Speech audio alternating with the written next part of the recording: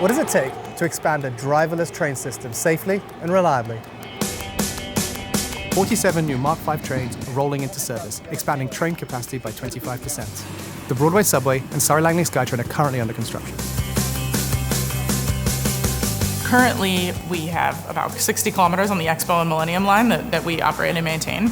So as you can imagine, the additional 16 from Surrey Langley and extending the Millennium line underneath the Broadway corridor is a huge impact and a large percentage increase. So what are all the things that we need to do to make sure that as these new assets and very large driving assets are coming on board, customers still get the reliable, safe SkyTrain service they expect?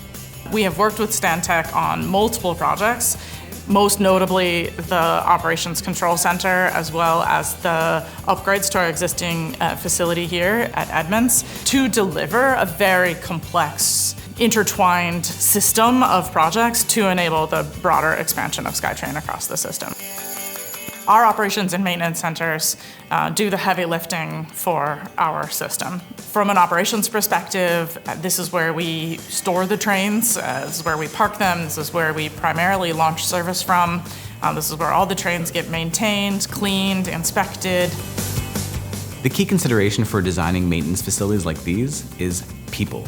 It's the people in the facilities that are doing all the work. Providing effective spaces, lighting, ergonomics, and safe areas for them to work is of utmost importance. As the system geographically grows, so too does the need for increased maintenance provision and operation provision. We're extending the bays for new, longer Mark V trains. We've expanded the track maintenance facilities to service the upcoming Surrey Langley and Broadway extensions. And the facilities need to be designed for efficient workflow. We need to plan around the placement of the train, and we need to keep ergonomics in mind and keep things human scale. The transit team's been working with TransLink for over 20 years, including leading their integrated facilities planning strategy. Our team brings experience from prior SkyTrain projects, as well as experience from projects globally. It's not often that a construction project needs to consider 400,000 riders daily, or the movement and placement of 80-meter-long vehicles on set tracks. How to plan and phase that construction requires a lot of transit considerations. Where will the maintenance team operate from while the new facility is being built? How will we coordinate construction vehicles across grade crossings in such a constrained site? How can we do this without affecting operational service? This becomes especially complicated for the Operational Control Center. Imagine if the cockpit, air traffic control, and ground control of a transportation system were all in one facility, and we needed to move that facility across the street without disrupting service.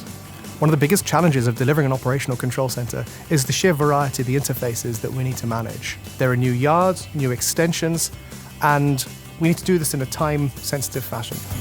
Delivering the move of a mission-critical facility requires extensive planning, testing, introduction of fail-safes, risk assessments, and a lot of coordination across multiple teams. Luckily for us, that team is often in the same office. Ultimately, we want to build spaces that people can build a career in. These facilities operate 24/7.